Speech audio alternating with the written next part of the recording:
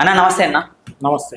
అన్న చూస్తే యుక్రెయిన్ అలాగే రష్యాకి యుద్ధం అయితే జరుగుతుంది. అవును. అసలు ఏంటి ఏం జరుగుతుంది అనుకోవచ్చు ఇది ఈ రోజుల్లో కూడా. ఈ యుద్ధం 2022లో ప్రారంభమైంది. ఉమ్, సుమారుగా 3 సంవత్సరాల పైన కొనసాగుతూనే ఉంది ఇంకా. ఈ యుద్ధం అసలు రష్యా ఎందుకు ప్రకటించిందంటే, యుక్రెయిన్ అనేది అమెరికా కావచ్చు, ప్లస్ వేరే కంట్రీస్ నాటో అని ఒక ఆర్గనైజేషన్ ఉంది. ఓకే. సో నాటో ట్రీటీలో వీళ్ళు జాయిన్ కావాలనుకుంటున్నారు. సో నాటోలో వీళ్ళు జాయిన్ అవుతే ఏమవుతుండే అంటే 7 కంట్రీస్ మిలిటరీ యుక్రెయిన్లో ఉంటారు. ఉమ్, సో నాటో దేశాలు ఏవైతే ఉంటాయో, ఇప్పుడు ఇండియా నాటోలో ఉందనుకో, దీంట్లో ఉన్న ఎన్ని కంట్రీస్ ఉంటాయో వాళ్ళ మిలిటరీలు అందరూ ఒక్కొక్క యూనిట్ మన కంట్రీలో ఉంటుంది. ఓకే.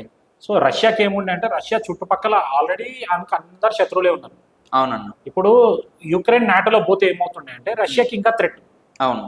ఎందుకంటే వేరే విదేశాల నుంచి వచ్చిన మిలిటరీస్ కూడా రష్యా చుట్టుపక్కల ప్రాంతంలో ఉంటే ఆయనకి ఇబ్బంది అవుతుంది. కాబట్టి ఉమ్, రష్యా పుతిన్ ఏమన్నాడు యుక్రెయిన్కి, జెలెన్స్కీ ఉమ్, ఆయనకి ఏమన్నాడు అంటే, రే బాబు నీ దేశంలో నడిపించుకో, నేను నీ మీద అటాక్ చేయను ఎప్పటికీ.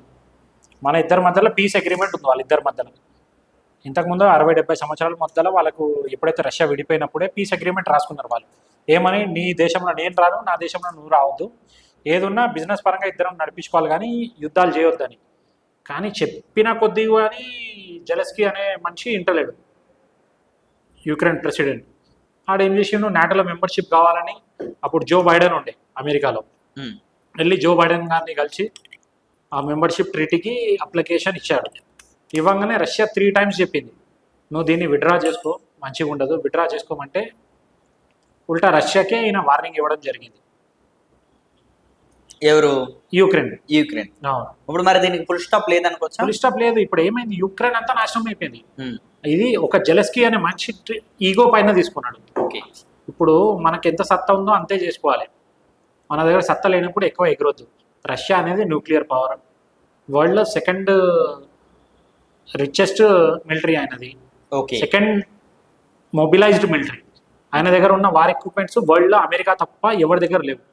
సో రష్యాతో యుద్ధం కొట్లాడాలంటే చిన్న మాట కాదు. అమెరికానే, ఇంకా మనకు చైనా, ఈ 3 దేశాలు రష్యాతో ఎప్పుడైనా యుద్ధం చేయగలుగుతాయి. వాళ్ళకి అంత సత్తా ఉంది.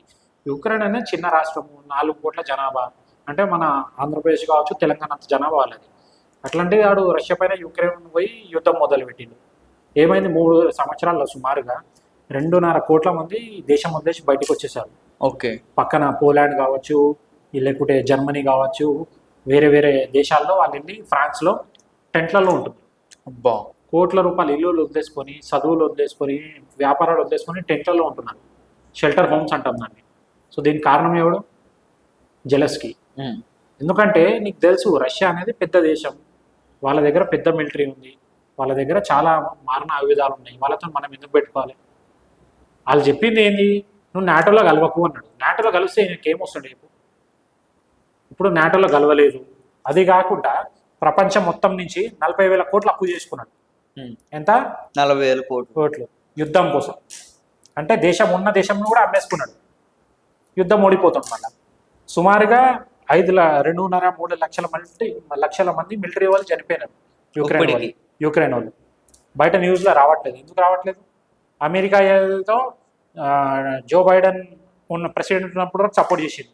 ఇప్పుడు ఎప్పుడైతే ట్రంప్ వచ్చిండో ట్రంప్ ఆపేసినాడు.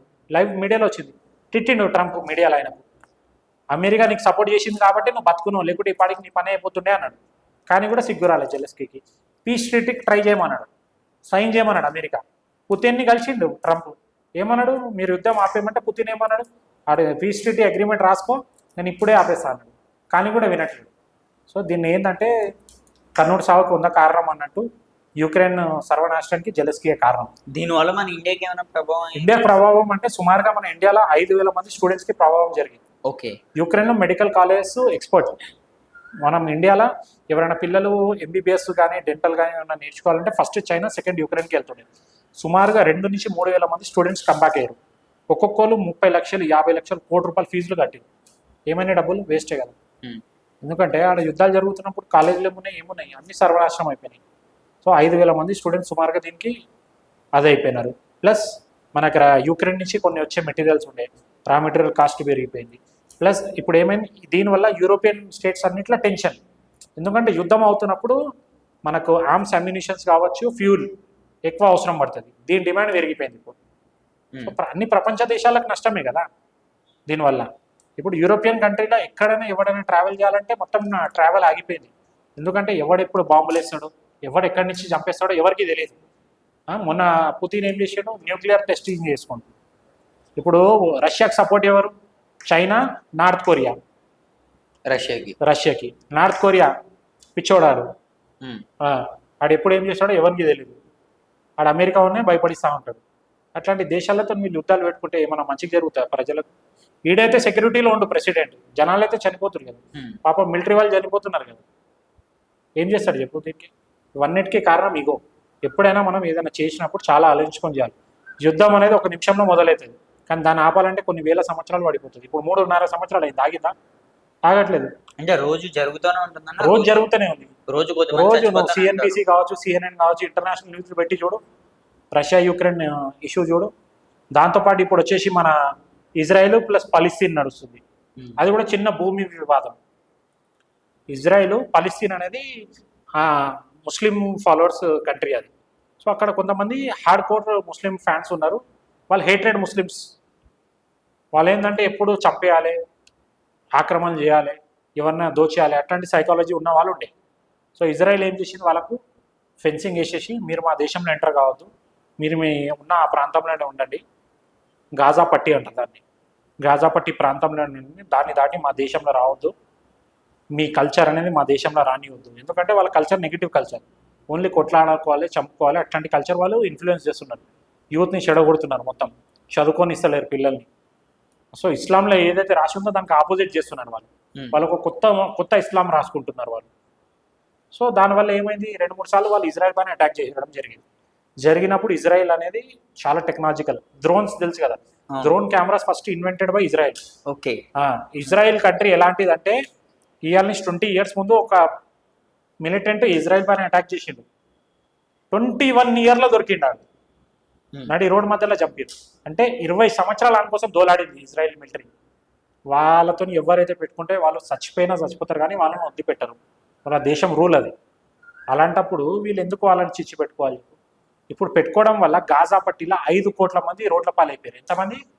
5 కోట్ల మంది. సుమారుగా 20 లక్షల మంది చనిపోవడం జరిగింది ఈ ఇజ్రాయెల్ అటాక్, యుక్రెయిన్ అటాక్లో. దీనికి కారణం ఎవరు? కొంతమంది సైకాలజికల్ ఈగోయిస్టిక్ పర్సన్స్. అది కాకుండా ఇరాన్ మధ్యలో వస్తుంది. ఇప్పుడు ఇరాన్ వచ్చేసి అమెరికాకు థ్రెట్ చేస్తుంది, అమెరికా వచ్చేసి ఇజ్రాయెల్కి సపోర్ట్ చేస్తుంది, యుక్రెయిన్కి సపోర్ట్ చేస్తుంది. సో దీనివల్ల ఏమవుతుందంటే ప్రపంచ దేశం అన్నిట్లల్లో టెన్షన్ అవుతుంది. ఎందుకంటే ఇవన్నీ దేశాలు పెట్రోల్కి కనెక్టెడ్, ఫ్యూల్కి కనెక్టెడ్, ప్లస్ ఆర్గానిక్ మెటీరియల్స్ ఏవైతే ఉంటాయో ఇవన్నీ దేశాలలోకి వస్తుంది మనకు. ఇవన్నిటి వల్ల ప్రతి దేశంలో రేట్లు పెరిగిపోతున్నాయి. ఎందుకంటే ఇప్పుడు మనకు రష్యా నుంచి పెట్రోల్ రావాలంటే రష్యా పైన అటాక్ జరుగుతుంది ఆల్రెడీ. ఆడేం చేస్తాడు, నాకు డబ్బులు ఎక్కువ కావాలంటాడు, ఎందుకంటే నా దేశంలో యుద్ధం నడుస్తుంది. ఇప్పుడు మనం ఇరాన్ నుంచి మనం తెచ్చుకుంటున్నాం అనుకో, ఆడు కూడా యుద్ధంలో కాలు పెట్టింది కాబట్టి ఆడు కూడా రేట్లు పెంచుకుంటుంది. అక్కడ ఉన్న ప్రజలకు ఇబ్బంది, ప్రపంచంలో ఉన్న ప్రజలకు కూడా ఇబ్బంది అవుతుంది దీనివల్ల. అందుకనే చూడు, వరల్డ్ వైడ్ మార్కెట్ డాలర్ రేట్లు పెరుగుతున్నాయి, తగ్గిపోతున్నాయి. బంగారం ₹1,00,000 అయిపోయింది.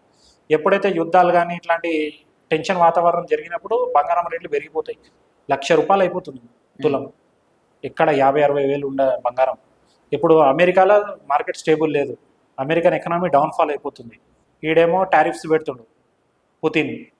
అంటే ప్రపంచం నుంచి వచ్చిన సరుకులకు అన్నిటిపైన ట్యాక్సులు పెంచుకుంటూ పోతుండు, ఇంపోర్ట్కైనా ఎక్స్పోర్ట్కైనా. దీనివల్ల అయ్యేది లాస్ట్లో మిడిల్ క్లాస్ పర్సన్, నార్మల్ పర్సనే సర్వనాశనం అవుతాడు, కానీ ఎవ్వరికి బెనిఫిట్ కాదు ఇవన్నీతో. ఓకే, థ్యాంక్ యూ అన్న.